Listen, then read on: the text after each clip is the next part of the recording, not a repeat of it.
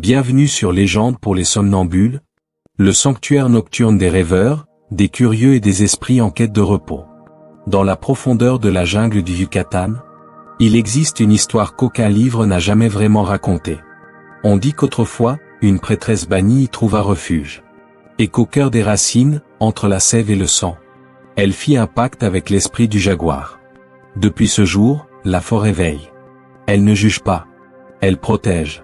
Ce soir, installe-toi confortablement, ferme les yeux, et laisse les tambours du monde ancien bercer ton souffle. Car voici la légende de la femme jaguar. Celle qui a choisi la voie de la nature, et dont l'âme continue de veiller sur ceux qui respectent la terre. Sous la lumière fauve du soir, la jungle semblait respirer. Un souffle humide glissait entre les lianes, soulevant des parfums de terre et de fleurs fanées.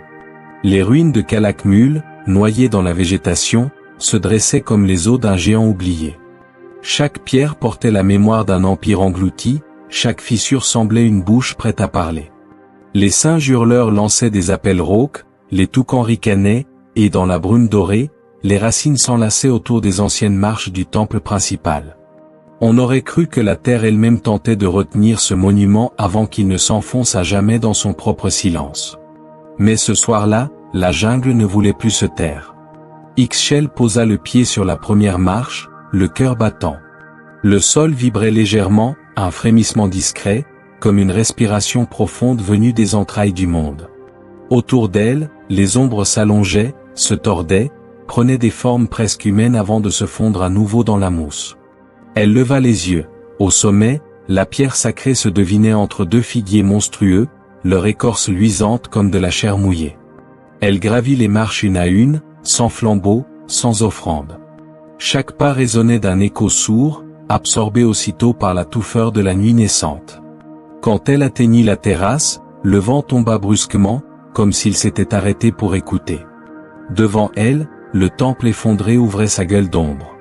Des glyphes effacés tapissaient les murs, dieux au visage fendu, prêtres au regard crevé, animaux dont la tête semblait encore bouger sous la poussière. Une fine pluie de feuilles tomba du plafond percé. Ixchel s'agenouilla, posa la main sur une dalle où l'eau stagnait, et murmura. « Je sais que tu m'entends. » La jungle répondit par un craquement. Une racine, grosse comme un bras, se détacha lentement du mur et se mit à ramper le long du sol, traçant un cercle autour d'elle. L'air se chargea d'électricité, le parfum du copal imaginaire envahit ses narines. Dans le silence, un bruit de cœur battant se fit entendre lent, lourd, comme si la pierre elle-même vivait. Elle ferma les yeux. Des images affluèrent, une procession de femmes en robe blanche, un feu bleu dans un bol d'obsidienne, des enfants riant dans un bassin de pluie. Puis, le cri d'un jaguar, si proche qu'elle sentit la vibration résonner dans sa cage thoracique. Quand elle rouvrit les paupières, la nuit était tombée. Seule la lune éclairait la terrasse d'une lumière pâle et mouvante. À cet instant, quelque chose bougea dans l'ouverture du temple.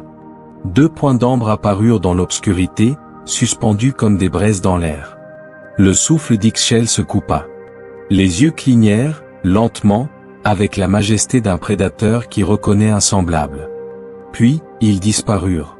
Le vent revint, brutal, emportant les feuilles et le sable. Une voix, indistincte, se glissa dans ce tumulte. Le cœur n'est pas mort. Le cœur attend. Elle se releva, tremblante mais étrangement apaisée. Le temple, à moitié englouti, n'était plus une ruine. C'était un être endormi, un dieu oublié qui commençait à remuer sous sa couverture de pierre. La forêt entière frémissait, consciente, attentive. Même les oiseaux s'étaient tus. En redescendant les marches, Ixchel sentit derrière elle le sol palpiter une dernière fois, un battement lent, comme celui d'une bête qui respire dans son sommeil. Elle posa la main sur sa poitrine, sentit son propre cœur répondre, et sut qu'un lien venait d'être tissé. Un fil invisible, fragile encore, mais destiné à changer le monde. Quand elle atteignit la clairière, la lune s'était levée. Ses rayons glissaient sur les ruines comme sur une peau nouvelle. La jungle paraissait plus vivante qu'elle ne l'avait jamais été, et dans les feuillages, un léger rire, presque humain, s'éleva. Ixchel ferma les yeux, écouta le murmure des arbres. Oui, l'ancien esprit s'éveillait. Et quelque part, entre la terre et le ciel, une promesse venait de naître. Le jour se levait sur le village, doré et humide, étouffé par le parfum du maïs et de la boue chaude. Les premières fumées des foyers s'élevaient lentement, dessinant des serpents blancs au-dessus des toits de palme. Ixchel, les mains plongées dans une calebasse d'eau infusée de feuilles de copal, écrasait des pétales d'hibiscus pour préparer une teinture. La lumière du matin faisait luire sa peau comme une pierre polie, et ses yeux d'un brun profond tirant sur l'ambre, semblaient voir à travers les choses. Les femmes du village l'appelaient celle qui écoute la fièvre. Les enfants venaient vers elle avec leurs blessures, les vieillards avec leurs cauchemars. Mais derrière les sourires de gratitude, il y avait la peur. Car nul ne comprenait comment une simple femme, sans encens ni prêtre, sans autel ni statue, pouvait guérir là où les dieux restaient muets. « Tu ne pries pas assez fort », lui dit un jour le prêtre du temple, un homme maigre dont la voix sonnait comme le fer sur la pierre. « Je prie à ma manière », répondit-elle calmement. « Et quelle est cette manière ?»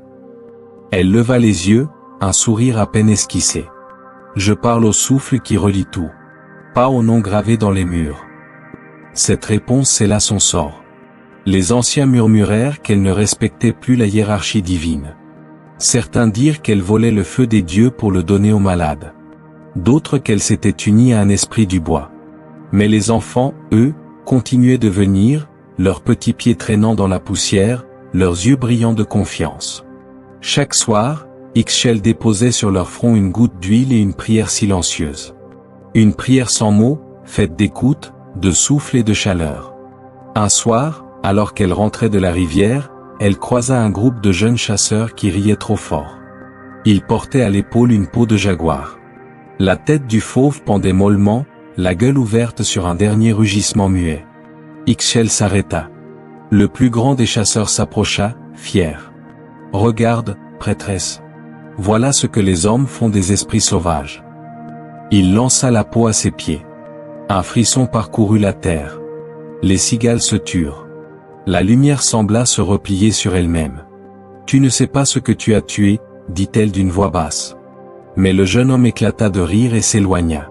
Cette nuit-là, Ixchel ne dormit pas. Elle sentit dans son corps une douleur sourde, une colère ancienne, comme si la terre elle-même s'était glissée dans ses veines. Dehors, les arbres murmuraient. Leurs feuilles semblaient frémir non pas sous le vent, mais sous une respiration invisible. Au matin, la rumeur avait couru. Le chasseur qui se vantait la veille était tombé malade.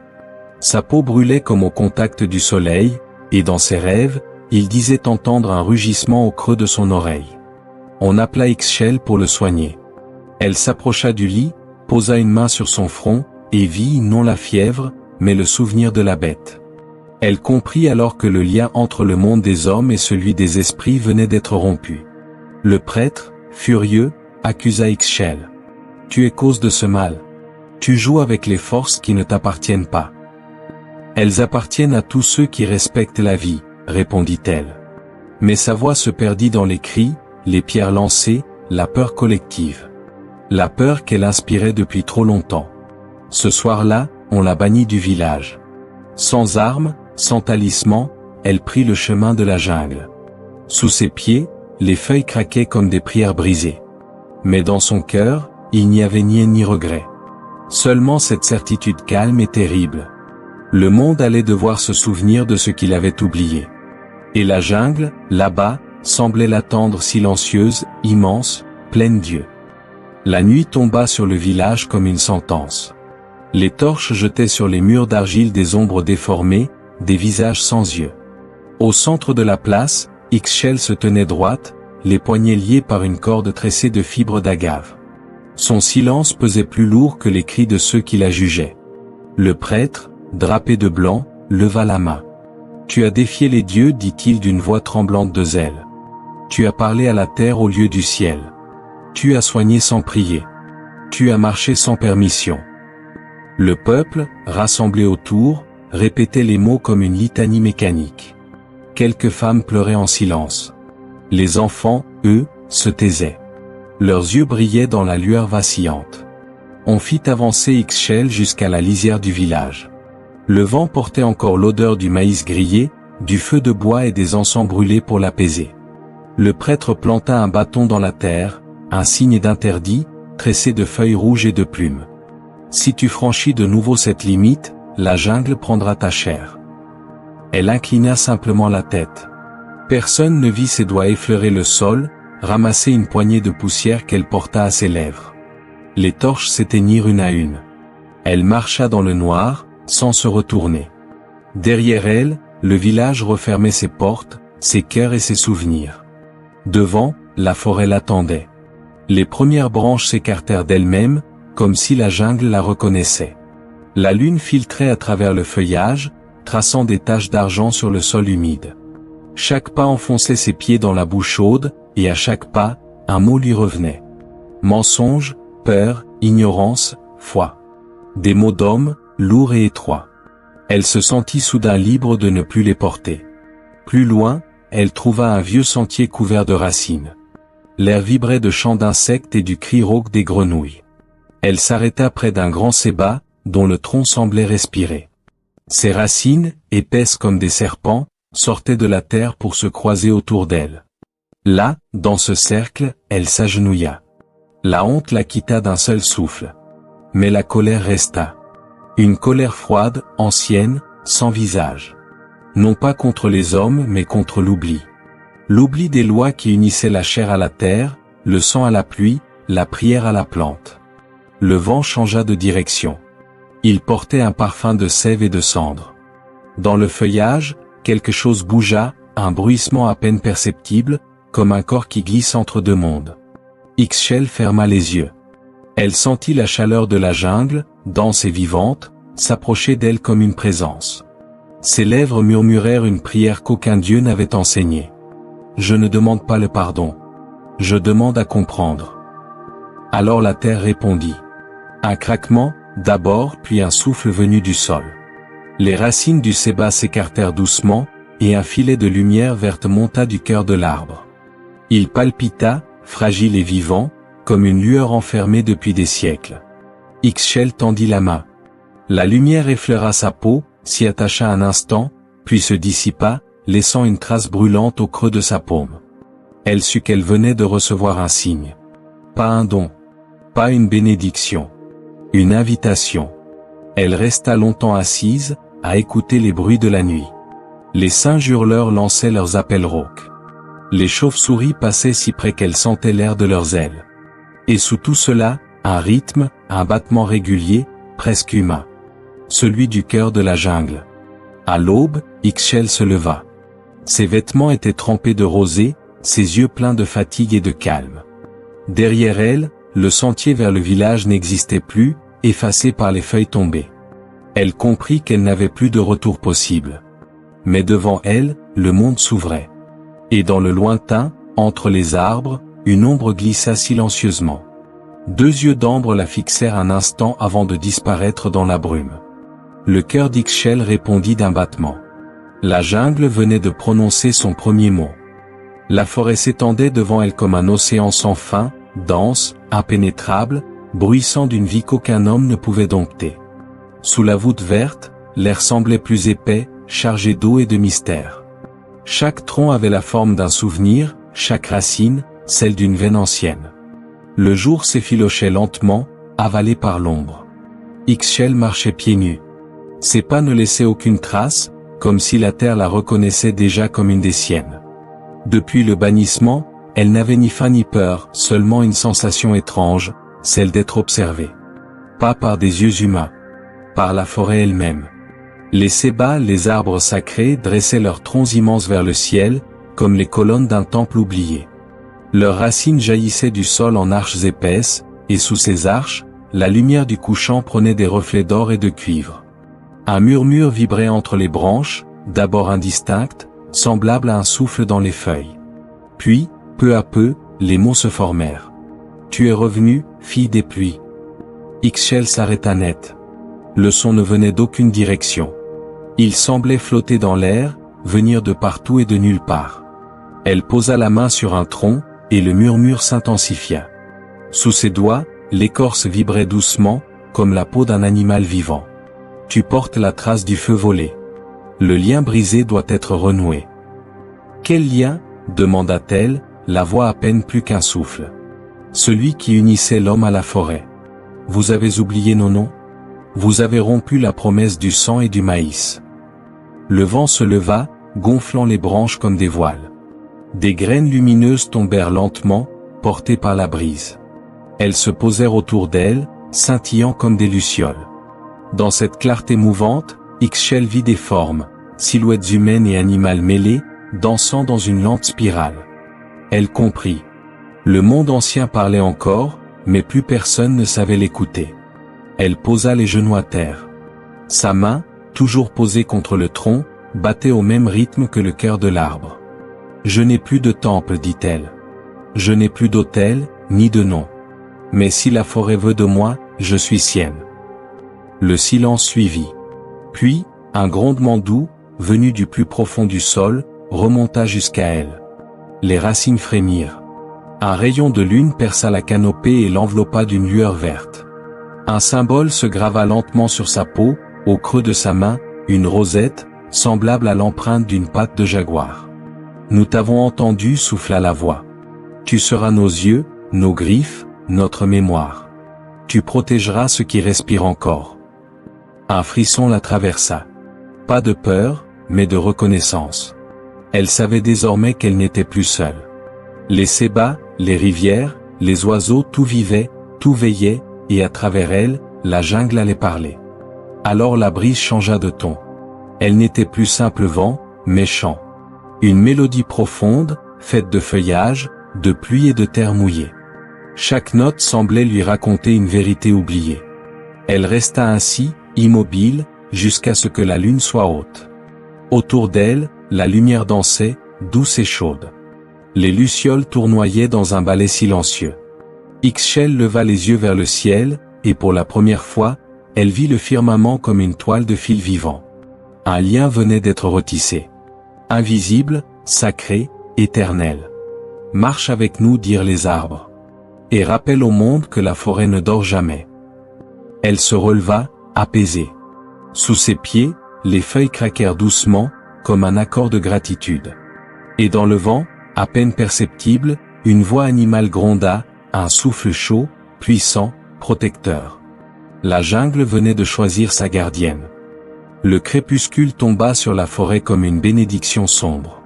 Le ciel, encore chargé de braise, s'éteignait peu à peu derrière la canopée.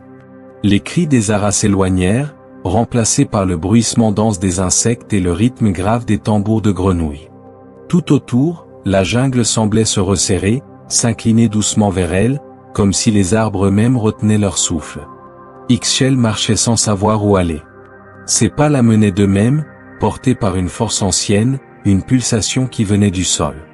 À chaque battement, elle sentait quelque chose grandir en elle, un écho animal, profond, insistant. Sa main, marquée du signe des sébas, brûlait doucement.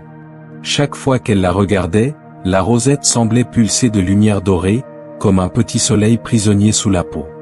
La lune se leva, large et blanche, projetant sur le sol des ombres mouvantes. L'air se fit plus lourd, chargé de parfums, sève, pluie, sang et fleurs nocturnes. Les sens d'Ixchel s'affinèrent jusqu'à devenir presque insupportables. Elle entendait le battement des ailes des chauves-souris, le craquement des scarabées dans les feuilles, le souffle d'un tapir endormi à des centaines de pas. Elle n'était plus seulement elle-même, elle était la forêt. Elle s'arrêta au bord d'un étang, miroir noir sous la lune. Son reflet tremblait dans l'eau. Mais ce n'était déjà plus le sien. Ses yeux y brillaient d'une lueur ambrée. Autour de ses tempes, les mèches de ses cheveux se hérissaient comme des poils sous la caresse d'un vent invisible. Sa respiration se fit plus lente, plus profonde, presque un grondement. Un murmure s'éleva des arbres. Ce n'était plus le langage des mots, mais celui du sang. Une voix chaude, rauque, ancienne. « Ne résiste pas. Respire avec nous. » Elle ferma les yeux. Son cœur battait si fort qu'il semblait vouloir éclater. Une chaleur violente monta de sa poitrine jusqu'à ses épaules. Sa peau frissonna, se couvrit d'une moiteur épaisse. Puis, lentement, des taches apparurent d'abord pâles, puis dorées, puis sombres se dessinant comme des rosettes sur sa peau. La douleur fut brève, mais totale. Un instant, elle crut que la jungle la dévorait. Un instant, elle sentit qu'elle devenait la jungle. Le cri lui échappa sans qu'elle puisse le retenir, un cri guttural, à la fois humain et fauve, qui fit trembler les feuilles. Les oiseaux s'envolèrent dans un tourbillon noir. Et dans le silence revenu, il ne resta qu'elle, haletante, agenouillée au bord de l'eau, les doigts enfoncés dans la terre. Son corps vibrait, ses sens en feu. Elle percevait tout, la trace d'un serpent glissant sur la boue, la peur d'un oiseau caché dans les branches, la douceur humide du vent sur sa peau devenue sensible comme une antenne. Sous la surface de l'étang, deux yeux ambrés lui répondirent. Pas un reflet. Une présence. Le jaguar. Il émergea lentement, massif, silencieux, sa tête brillante comme un masque vivant. Il ne grogna pas. Il s'approcha simplement, posa son front contre le sien. Un contact tiède, solennel. Son souffle sentait la mousse et la cendre. Pendant un instant, tout se figea, le vent, les insectes, les étoiles. Nous ne faisons qu'un, dit la voix, à la fois dans sa tête et dans son cœur. Tu seras nos yeux, nos griffes et nos pas dans le monde des hommes.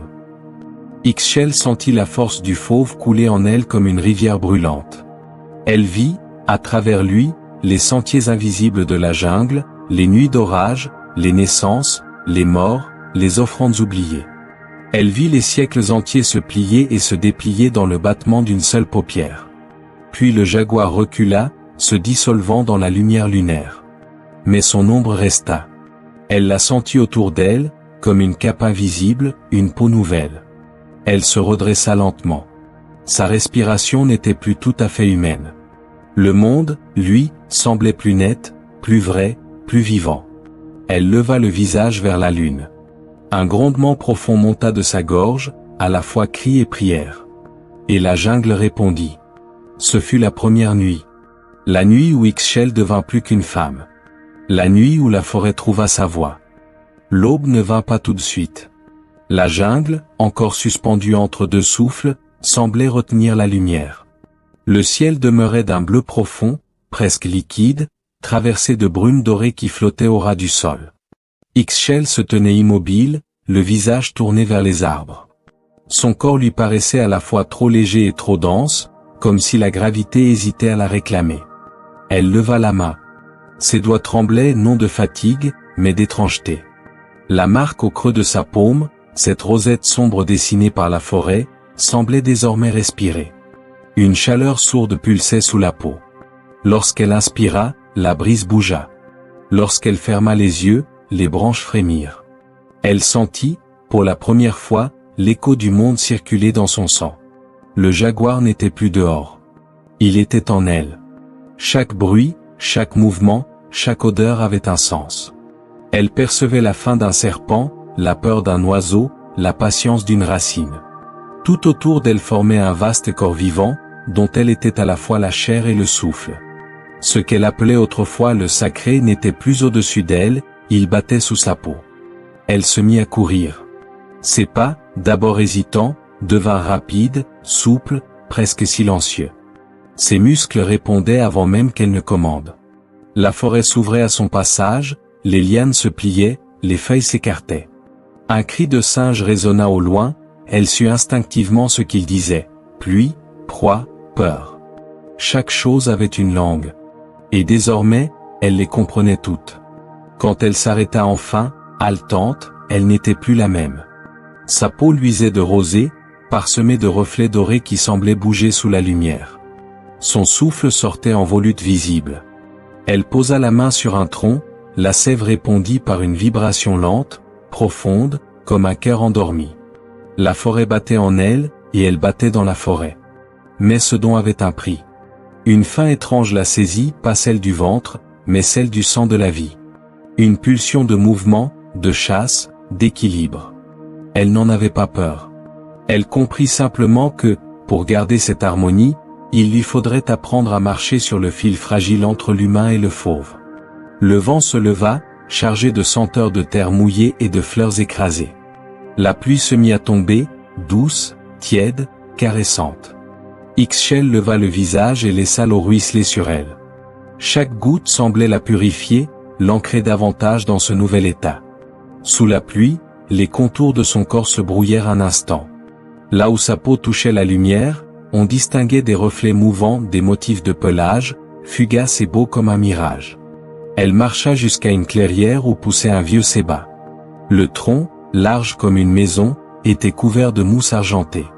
Dans ses racines, un bassin naturel recueillait l'eau du ciel.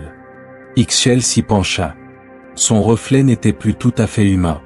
Les traits demeuraient les siens, mais ses yeux, dorés et luisants, avaient la profondeur de la nuit tropicale. Elle y vit deux âmes cohabiter, liées par un pacte sans mots.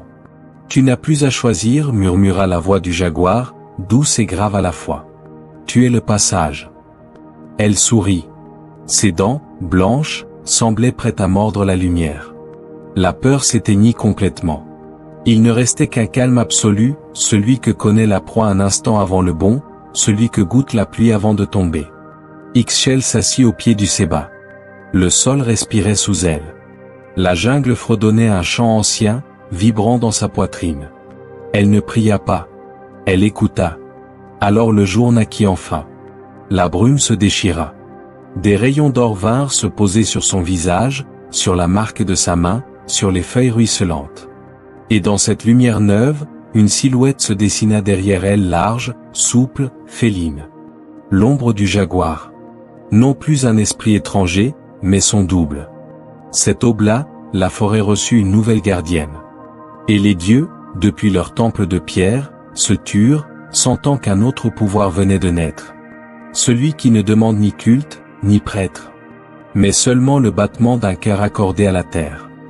Le soleil s'était levé lourd et rouge sur la vallée, teintant la jungle d'une lueur presque sanglante.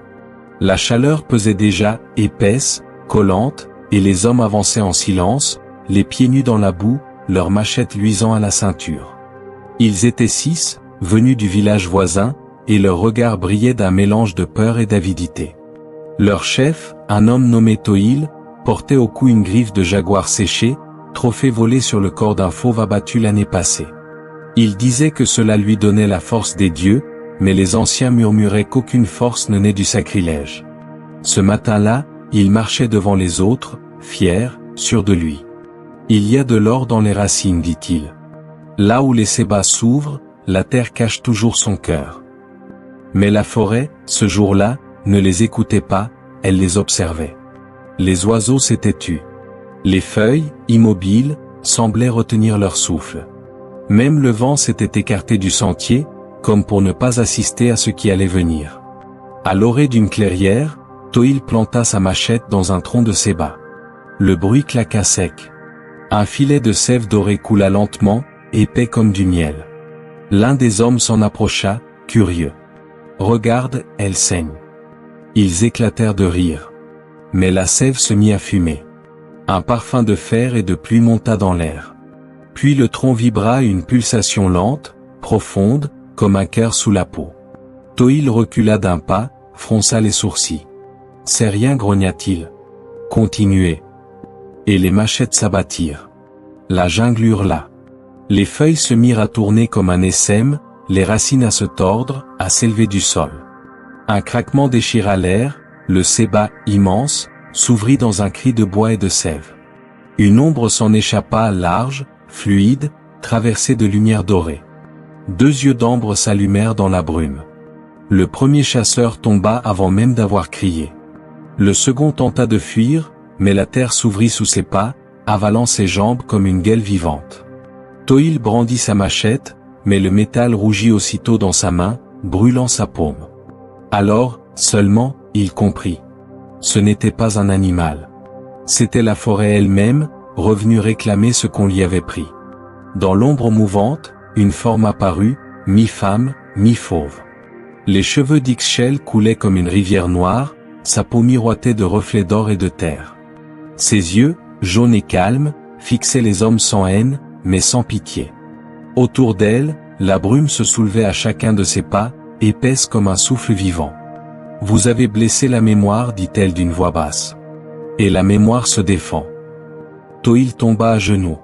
Ses compagnons, pris de panique, s'éparpillèrent dans la jungle. Mais où qu'ils courent, les arbres se refermaient sur eux, les racines s'enroulaient à leurs chevilles. Leurs cris s'éteignirent un à un, avalés par la terre. Quand le silence revint, Ixchel s'approcha du Séba blessé.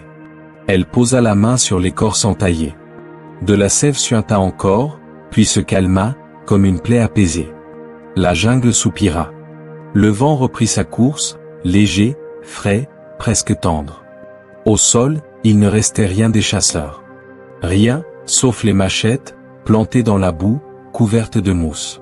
La griffe que portait Toïl pendait maintenant au tronc, accrochée par une liane. Ixchel la prit, la serra un instant dans sa paume, puis la jeta dans l'eau. Les grenouilles reprirent leur chant. La pluie se remit à tomber, fine, purifiante. La jungle lava ses blessures et remercia sa gardienne.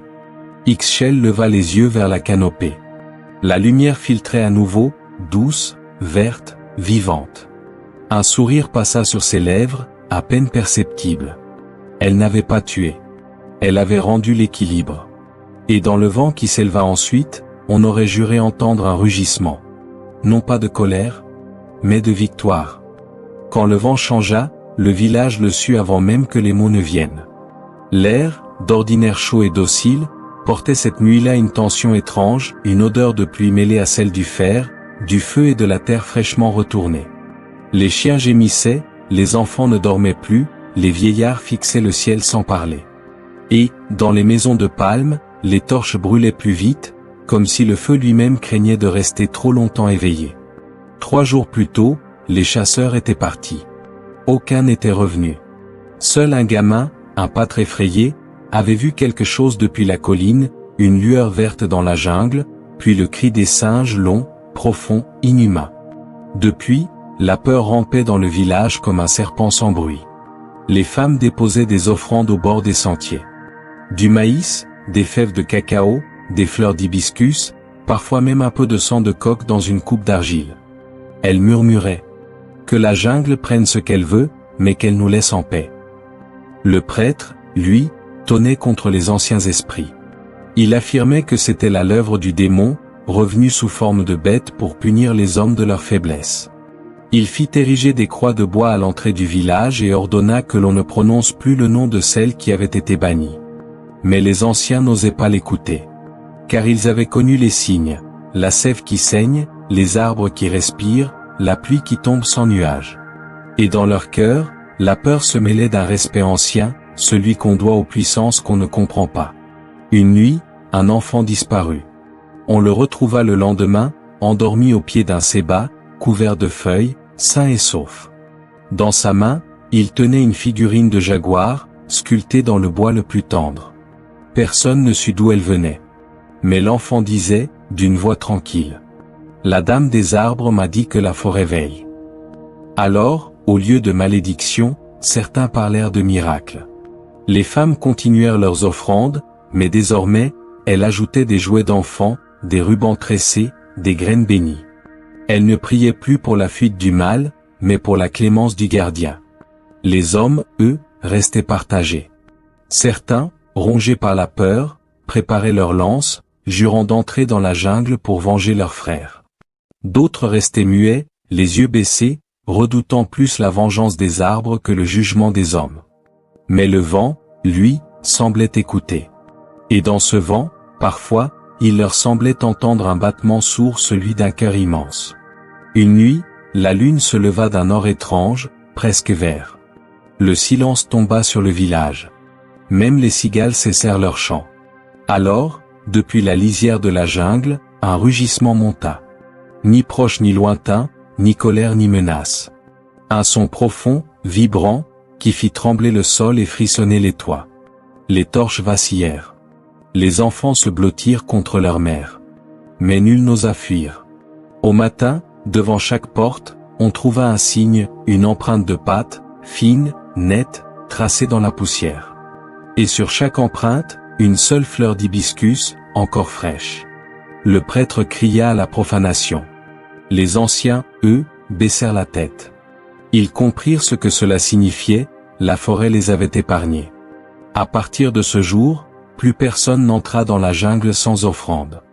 Les enfants déposaient chaque matin une graine ou un caillou brillant à la lisière. Les femmes tressaient des rubans de feuilles et murmuraient des bénédictions que même les prêtres n'osaient plus corriger. Et, quand le vent soufflait dans les branches des cébas, tous savaient qu'elle était là. Non pas pour les punir, mais pour veiller. Dans les soirs calmes, on disait que la brise avait une voix féminine. Une voix douce, grave, aux accents de fauve et de prière. Et les enfants, en riant, lui répondaient à demi. « Bonne nuit, dame des arbres. Protège nos rêves. » Le vent s'était adouci depuis la dernière pleine lune. La jungle, apaisée, respirait lentement, ses murmures devenus berceuses. Mais sous cette paix nouvelle, quelque chose bougeait, une présence discrète, invisible, veillant dans les profondeurs vertes du monde. Et ceux qui savaient écouter entendaient parfois, entre les battements d'ailes et les gouttes de pluie, un pas souple sur les feuilles. Dans les villages, la peur s'était changée en habitude. Les enfants, qu'on gardait jadis enfermés dès le crépuscule, commençaient à jouer de nouveau près des arbres. Certains disparaissaient un moment, une heure, une nuit, puis revenaient sains et saufs, les yeux brillants, parlant d'une femme dans la forêt, belle et triste, entourée de feux follets et de papillons. On les grondait, mais on ne les battait plus. Car nul n'osait punir un enfant qui revenait sous la protection de la Dame des Arbres. Dans les profondeurs du bois, Ixchel vivait désormais entre deux mondes. Elle n'était plus tout à fait humaine, ni tout à fait bête. Son visage gardait la douceur d'une femme, mais ses yeux luisaient d'un éclat doré qui ne s'éteignait jamais. Autour d'elle, la forêt avait bâti un sanctuaire, une clairière circulaire, ceinte de racines, où les cébas se penchaient comme des mers. Au centre, un autel de pierre couvert de mousse recueillait les offrandes des enfants. Petits fruits, plumes, figurines sculptées, brins de maïs, coquillages venus des rivières. Chaque soir, elle allumait un feu de résine et chantait. Sa voix n'était ni prière ni sortilège, mais un chant de guérison, à la fois doux et ancien. Les animaux s'approchaient sans crainte, singes, toucans, tatous, même les serpents se glissaient entre les pierres pour écouter. Et parfois, à la lueur du feu, les enfants perdus apparaissaient. Ils venaient seuls, pieds nus, sales, les yeux pleins de fatigue. Certains avaient fui la famine, d'autres la guerre, d'autres encore les colères des hommes. Ixchel ne leur demandait jamais d'où ils venaient. Elle leur lavait les mains, leur offrait à manger, puis leur donnait un talisman tressé de fibres et de plumes. La jungle t'a choisi, leur disait-elle. Elle ne t'abandonnera pas. La clairière se peupla lentement. Les enfants dormaient dans des abris de feuilles, nourrissaient les oiseaux, recueillaient les fleurs tombées. Ils vivaient comme une petite tribu silencieuse, protégée par la forêt et guidée par celle qu'ils appelaient Mère Jaguar. Ils apprenaient à écouter, le bruit des racines sous la terre, la chanson de la pluie, le battement des ailes, le silence avant l'orage. Et bientôt, la jungle les reconnut comme siens. Un soir, un jeune garçon arriva, blessé. Sa jambe portait la trace d'un piège à fer, rougi de sang. Ixchel s'agenouilla, posa la main sur la plaie, et le souffle de la forêt se fit sentir, chaud, vibrant, pénétrant. La chair se referma lentement sous ses doigts. Le garçon pleura sans douleur. Quand il rouvrit les yeux, il murmura. « Tu n'es pas une femme. » Elle sourit, triste et tendre à la fois. « Je suis ce que la jungle a dû devenir pour survivre. » Cette nuit-là, alors que les enfants dormaient, Ixchel marcha jusqu'à la rivière. Elle s'assit sur un rocher et observa son reflet. Autour d'elle, les lucioles formaient un cercle de lumière. Le jaguar, invisible, veillait derrière les arbres. Elle pensa à ceux qu'elle avait perdus, aux hommes qu'elle n'avait pas pu sauver, à la douleur qu'elle portait encore. Puis elle leva les yeux vers la lune et parla dans le vent. S'ils doivent hériter du monde, qu'ils l'aiment, même s'il leur fait peur. Le vent répondit par un frôlement dans les feuilles, un murmure semblable à une bénédiction. Les cébas frémirent doucement, et leurs racines, cette nuit-là, s'ouvrirent pour protéger la clairière des prédateurs. À l'aube, le village trouva près du puits une offrande nouvelle. Une statuette de jaguar faite de terre et de pétales séchés. Autour, des empreintes d'enfants, petites, légères, qui menaient vers la jungle. Et dans le vent du matin, une voix sembla rire, brève, libre, bienveillante. La Dame des Arbres avait trouvé sa tribu. Et désormais, la forêt avait des enfants. La saison des pluies avait commencé. Des jours entiers, l'eau tombait sur la forêt comme une bénédiction continue, emplissant les rivières, gonflant la sève, éveillant les racines. Les arbres brillaient de mille éclats, chaque feuille portant un fragment du ciel. Mais dans cette beauté ruisselante, quelque chose d'autre s'agitait, une présence ancienne, éveillée, attentive. Car les hommes avaient recommencé à blesser la terre. Un groupe de bûcherons, venus de la côte, avait pénétré la jungle avec des outils de fer. Ils cherchaient le bois rare, celui que les marchands appelaient bois du roi. Ils avaient ri en voyant les offrandes suspendues aux branches, rubans de feuilles, petites figurines de jaguars. Ils avaient dit que les enfants du Yucatan vivaient encore dans les rêves. Et ils avaient commencé à couper. La première hache s'abattit sur un jeune séba. Et la jungle retint son souffle. La seconde mordit plus fort. Et le vent se tut. Puis, lentement, les racines se mirent à bouger. Sous leurs pieds, la terre trembla, à peine d'abord une ondulation discrète, comme un animal qui s'étire dans son sommeil. L'eau des flaques vibra, formant des cercles. Un des hommes leva la tête, inquiet. « Avez-vous senti ?» Mais le chef éclata de rire. « Ce n'est que la pluie. Continuez. » Alors, la jungle répondit. Les arbres commencèrent à se pencher, non pas sous le vent, mais d'eux-mêmes. Les branches s'enlacèrent comme des bras géants. La pluie redoubla, épaisse, lourde, jusqu'à devenir un rideau d'eau opaque. Le sol s'ouvrit soudain, lentement, dans un bruit de succion humide. Un cri monta, le cri d'un homme happé par la boue vivante. Les autres reculèrent, paniqués. Mais les racines s'étaient déjà refermées derrière eux, dressées comme des serpents. Elles se tordirent, fouettèrent l'air, frappèrent les troncs de métal. Les haches s'enfoncèrent dans la terre comme avalées. Les torches s'éteignirent d'un coup, englouties dans la pluie. Au-dessus d'eux, une silhouette apparut, d'abord floue dans la brume, puis claire sous un éclair. Ixchel. Son visage était calme, presque triste. Son corps brillait d'une lumière dorée, mouillée, traversée de reflets mouvants. Ses yeux d'ambre semblaient voir à travers le temps. Elle s'avança, pieds nus sur la boue, sans bruit, et la pluie se mit à tourner autour d'elle en spirale. « Vous coupez ce qui respire, dit-elle d'une voix basse. Et vous vous étonnez que la terre pleure. » L'un des bûcherons tomba à genoux. « Pardon, dame. Nous ne savions pas. » Elle le regarda longuement. Et dans ce regard il y eut à la fois la compassion d'une mère et la sévérité d'un dieu. Chaque racine est un souvenir. Chaque tronc, un souffle. Vous avez creusé vos tombes dans vos propres racines. Elle leva la main. La rosette gravée dans sa paume s'illumina d'un feu vert. Alors, la jungle se referma. Les arbres se plièrent, les branches s'enlacèrent. Le sol se souleva, puis s'effondra sur lui-même, engloutissant les hommes et leurs outils. Seuls restèrent les cris, brefs, puis le silence, total, apaisé. La pluie cessa d'un coup.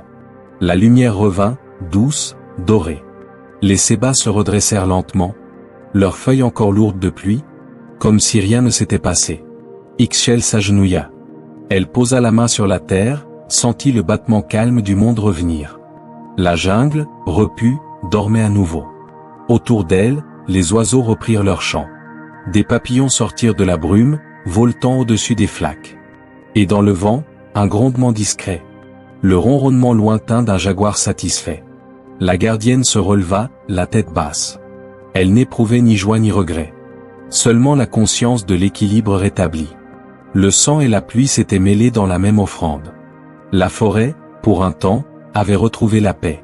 Et quelque part, dans la clairière où dormaient les enfants, les sébas frémirent doucement, comme pour remercier celle qui avait su parler leur langue. Le vent apportait avec lui l'odeur du sel et du feu.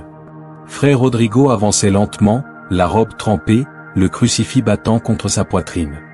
Derrière lui, les traces de la route s'effaçaient déjà sous la pluie. Il marchait depuis des jours, guidé par les rumeurs. Celle d'une femme devenue bête, celle d'une jungle qui avalait les hommes, celle d'un peuple qui ne priait plus Dieu, mais les arbres. Il voulait voir, ou peut-être comprendre. Ses supérieurs lui avaient parlé de démons, de sorcellerie, de pacte avec les anciens esprits. Mais dans les yeux des paysans, il n'avait lu ni peur ni mensonge, seulement un respect muet, comme celui qu'on réserve à ce qu'on ne peut ni nier ni expliquer. À la tombée du jour, il atteignit la lisière de la jungle. Un silence absolu l'Y attendait. Pas un oiseau, pas un insecte. La forêt semblait écouter son souffle. Il leva la main, fit un signe de croix, puis entra. L'air se fit plus lourd, presque vivant.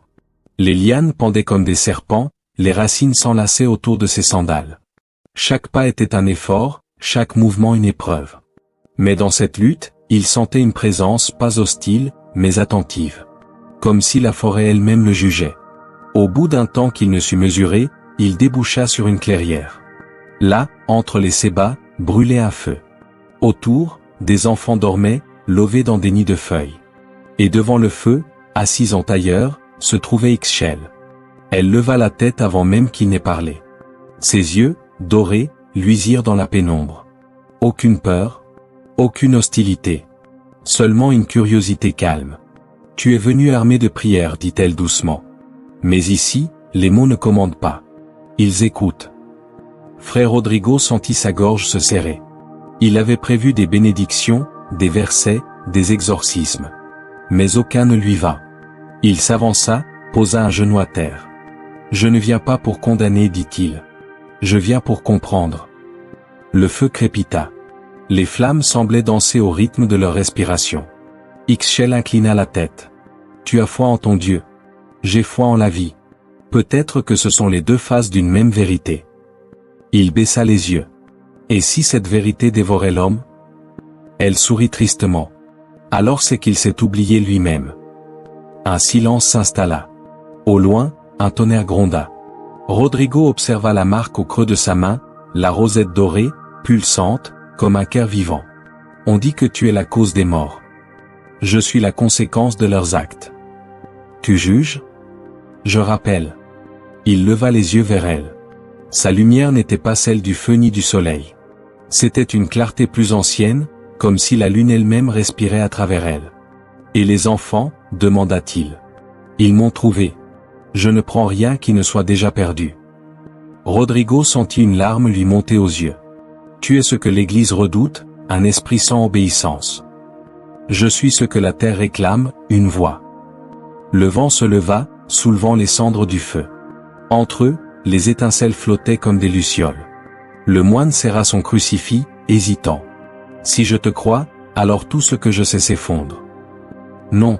Tout ce que tu crois se transforme. » Elle s'approcha lentement, tendit la main.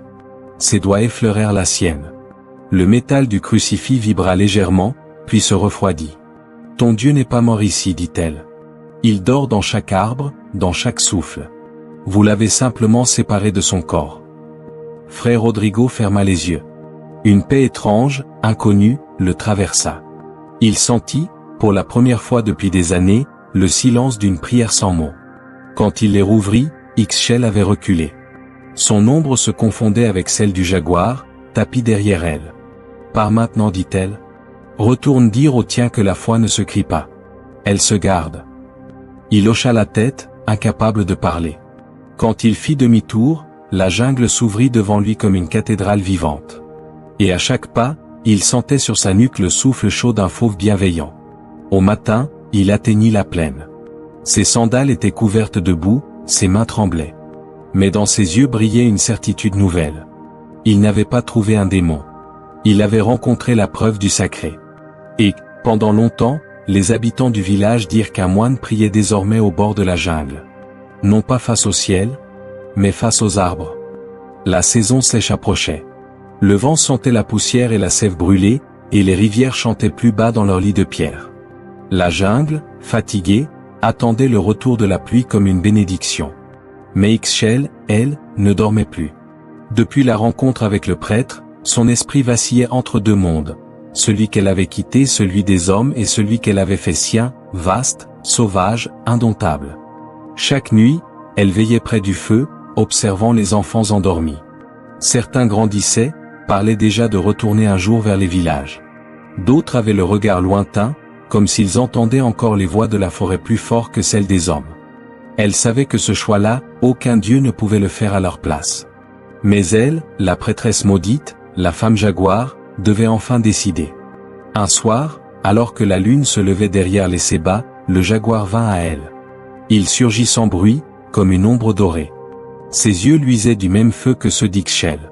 Ils se fixèrent longtemps, dans un silence plus ancien que les mots. « Tu as ramené l'équilibre » semblait dire le regard de la bête. « Mais tu n'as pas choisi ta forme. » Ixchel sentit le souffle chaud du fauve sur sa peau.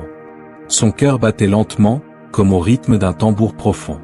Elle pensa à ses anciens jours, au temple, aux prières, à la peur des hommes, à la honte du bannissement. Et puis à ce qu'elle avait découvert ici, la sagesse du vent, la tendresse des racines, la justice des bêtes. Elle se leva. Son ombre s'étira dans la lumière du feu. « Je suis encore faite de chair, murmura-t-elle. Mais ma chair ne m'appartient plus. » Alors, la transformation commença. Sa peau se couvrit d'un éclat doré. Ses muscles frémirent, sa respiration devint un grondement. Ses cheveux, noirs et épais, se fondirent dans la fourrure d'un fauve. Ses yeux, d'un or liquide, reflétèrent les flammes comme deux soleils. Elle n'eut ni douleur ni peur, seulement cette certitude absolue que son sang retrouvait enfin sa mémoire. Autour d'elle, les arbres s'inclinèrent. Les oiseaux s'envolèrent, non pour fuir, mais pour l'accompagner. Le feu s'éteignit sans fumée. Dans la clairière, seule demeurait la respiration du monde. Quand l'aube se leva, les enfants se réveillèrent et trouvèrent le feu éteint. Les empreintes d'une femme menant jusqu'à la rivière. Et, dans la boue, celle d'un jaguar qui partait vers le nord. Sur la pierre de l'autel, un message gravé par une main fine. La forêt est vivante. Quand les hommes l'écouteront à nouveau, je reviendrai sous forme humaine. Les enfants restèrent silencieux. Ils comprirent, sans mots, ce que cela signifiait. Alors, ils décidèrent de rester. De protéger la clairière, d'entretenir le feu, de raconter son histoire à ceux qui viendraient après eux.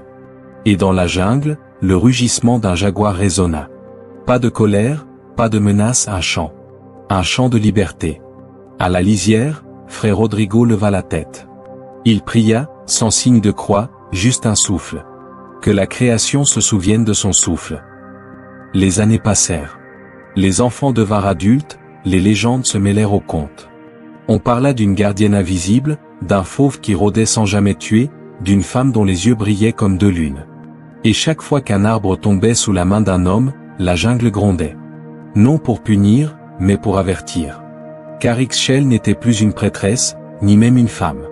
Elle était devenue le cœur battant de la forêt. Celle qui unit le sang et la sève, la chair et la pluie, la peur et la paix. Et sous le soleil du Yucatan, la jungle apprit à respirer à nouveau. La lune monta ce soir-là, ronde et blanche, comme une offrande suspendue au-dessus du monde. La forêt entière semblait s'être figée dans l'attente, pas un cri d'oiseau, pas un souffle de vent. Même les rivières, d'ordinaire bavardes, glissaient sans bruit entre les pierres, comme si elles savaient. C'était la nuit du retour, celle dont les anciens parlaient dans les murmures, la lune où la gardienne et la jungle ne feraient plus qu'un. Les enfants d'autrefois étaient devenus les gardiens du feu. Leurs visages, marqués par les années, portaient la paix étrange de ceux qui ont vu la frontière entre les mondes. Ils se réunirent dans la clairière, autour du grand Séba, l'arbre-monde dont les racines plongeaient dans les enfers et dont la cime touchait les étoiles. Sur son tronc, les traces de griffes anciennes luisaient faiblement, empreintes d'or et de sève mêlée. Au centre du cercle, une flamme bleue brûlait.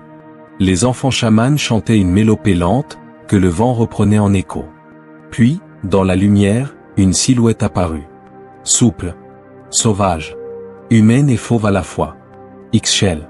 Son regard n'était plus celui d'une femme ni d'un animal, mais celui de la terre elle-même. Ses pas ne laissaient pas de traces. Sa peau irradiait une lueur dorée, comme si la lune la traversait. Le silence tomba sur la clairière. Elle s'approcha du grand Séba, posa la main sur son écorce rugueuse. Sous ses doigts, la sève se mit à couler plus fort, comme un battement de cœur. Les racines frémirent, les feuilles frissonnèrent. La forêt, entière, semblait respirer avec elle. Le temps des gardiens s'achève, murmura-t-elle. Le monde des hommes doit à nouveau entendre celui des arbres. Les anciens s'inclinèrent, le front contre la terre. Ils savaient ce que cette nuit signifiait. Le dernier lien. Le moment où Ixchel rendrait son souffle au monde qu'elle avait sauvé. Le vent se leva, tiède et chargé d'odeurs d'orage et de fleurs. Le jaguar surgit, immense, son pelage tacheté d'éclats lunaires. Il s'assit devant elle, silencieux. Ixchel posa sa main sur son front. « Tu as été ma chair. Sois maintenant ma mémoire. » Alors, le feu bleuté s'éleva, lentement, comme une spirale. Les racines du Séba se déployèrent autour d'eux, encerclant la clairière. Des milliers de lucioles se mirent à danser, dessinant des constellations mouvantes. Le sol vibra. Une lumière dorée enveloppa Ixchel et le jaguar. Les chants s'éteignirent un à un. Leur voix devint murmure, puis simple souffle. Le feu s'absorba dans la terre. Et, dans le silence absolu, la prêtresse disparut. À la place où elle se tenait, le tronc du sébat s'ouvrit, révélant un cœur lumineux, un noyau d'ambre pur, palpitant d'une lueur douce. Dedans, comme figé dans la sève, reposait une silhouette, mi-femme, mi-jaguar, les yeux clos, paisible. Le vent fit ployer les branches, et les feuilles murmurèrent en langue ancienne. Elle veille. Elle est la forêt. Les anciens pleurèrent sans bruit. Ils savaient qu'elle n'était pas morte.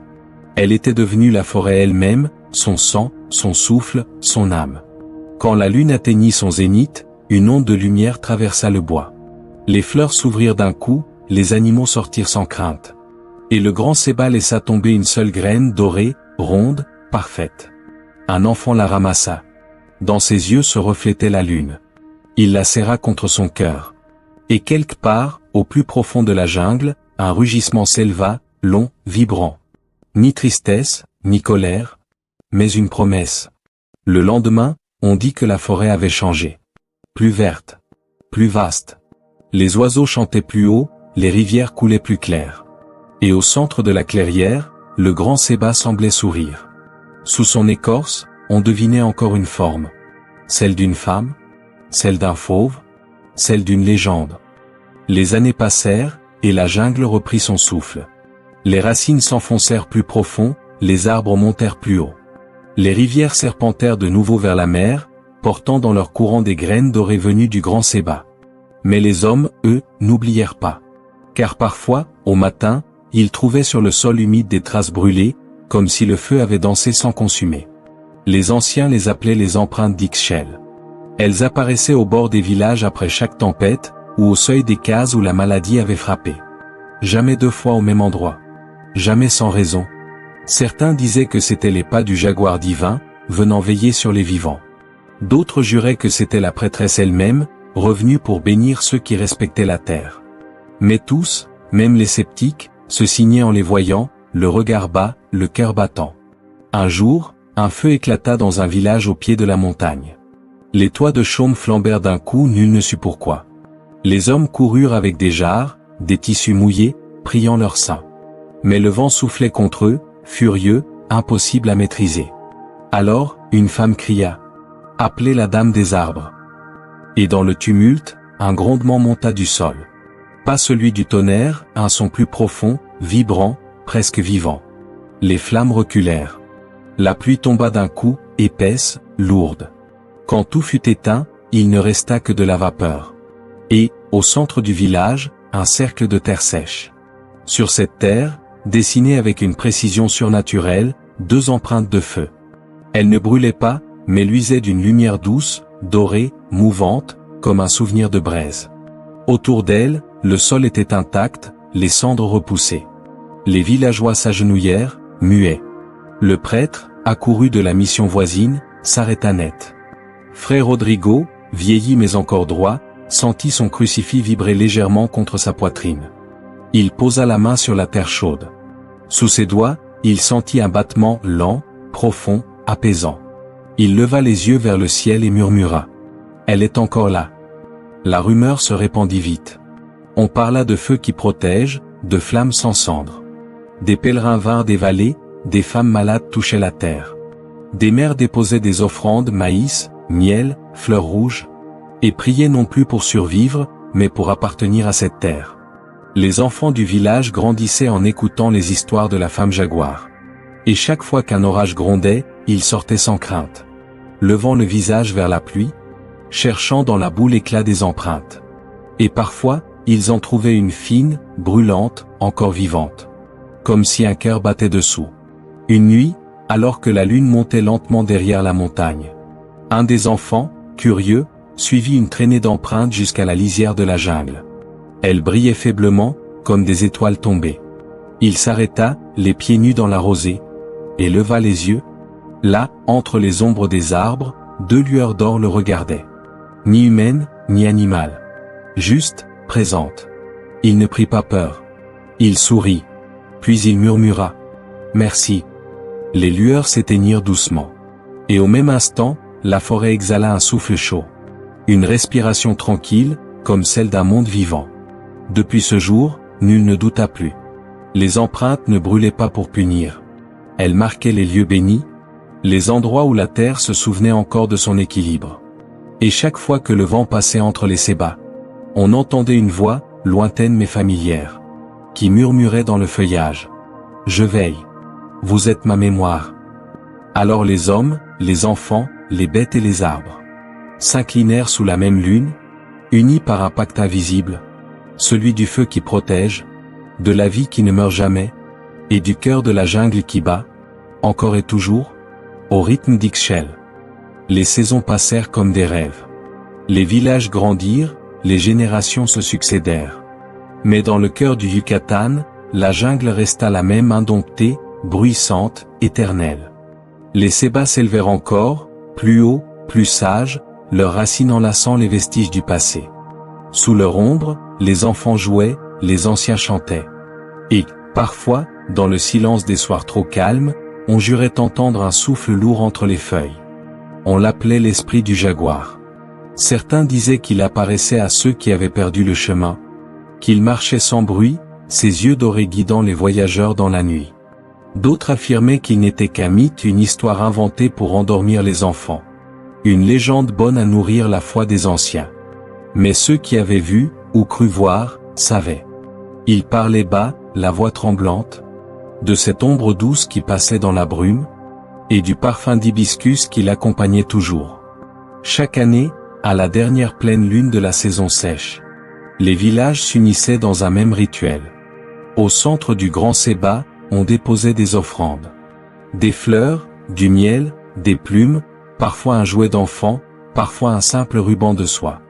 Les anciens racontaient l'histoire de la prêtresse Ixchel, la guérisseuse bannie devenue gardienne, la femme jaguar qui avait aimé la forêt plus que les hommes, et dont le cœur battait encore sous la terre. On disait qu'en cette nuit, la jungle s'ouvrait pour écouter. Les tambours résonnaient, lents, profonds, imitant le battement d'un fauve. Les torchers s'allumaient, une à une, comme des étoiles rouges. Et lorsque le dernier feu était allumé, le vent se levait, tiède, parfumé, et faisait trembler les feuilles du sébat. Alors, les anciens disaient: « Elle est là. » Une rumeur traversait la vallée, pas un rugissement, mais un souffle. Long, grave. Un soupir de paix qui faisait vibrer les cœurs et frissonner les pierres. Cette nuit-là, les enfants fermaient les yeux et la voyaient dans leurs rêves. Une silhouette dorée, marchant dans la lumière verte, caressant les arbres, embrassant la pluie, et murmurant à la terre des mots que nul ne pouvait retenir. Le lendemain, la forêt semblait plus claire, plus vivante. Les fleurs s'ouvraient tôt, les oiseaux chantaient avant l'aube. Et sur le sol, entre les racines, les empreintes de feu apparaissaient encore. Chaudes, légères, comme une bénédiction silencieuse. Frère Rodrigo, vieux désormais, se rendait chaque année à la clairière. Il ne prêchait plus. Il priait, simplement, en silence. Et dans ce silence, il trouvait la foi qu'il avait cherchée toute sa vie. Celle qui ne demande pas d'être crue, mais d'être respectée. Avant sa mort, il grava sur la pierre de son ermitage: « La jungle ne punit pas. Elle se souvient. Elle protège ce qu'elle aime. » Et longtemps après lui, quand les hommes bâtirent des routes, des temples et des machines, quand les forêts commencèrent à reculer sous le poids des villes, il resta, quelque part, au cœur du monde, un lieu où le vent murmurait encore le nom d'Ixchel. Les rares voyageurs qui y passaient racontaient tous la même chose. Au moment où la lune se levait, le feuillage s'illuminait d'un éclat doré, et une paire d'yeux d'ambre les observait depuis la pénombre, sans menace, sans colère. Juste la promesse d'une veille éternelle.